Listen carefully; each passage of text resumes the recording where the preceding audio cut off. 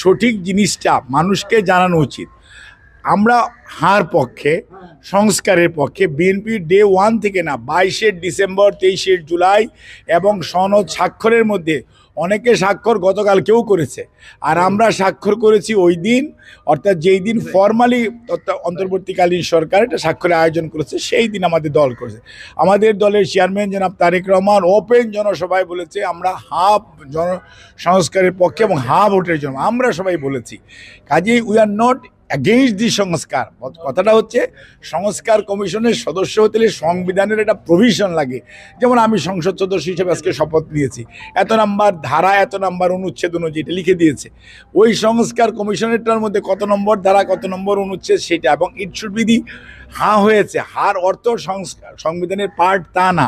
হার অর্থ হচ্ছে এইটা সংবিধান সংসদ বসবে, সংসদ সদস্যরা এটাকে এন্ডোর্স করবে, then it will be approve by the president, then it will be the law and that will be incorporate in the constitution, then এটা প্রজাতন্ত্রের সর্বোচ্চ আইন। সেই অনুযায়ী তখন আবার আমরা শপথ নিব।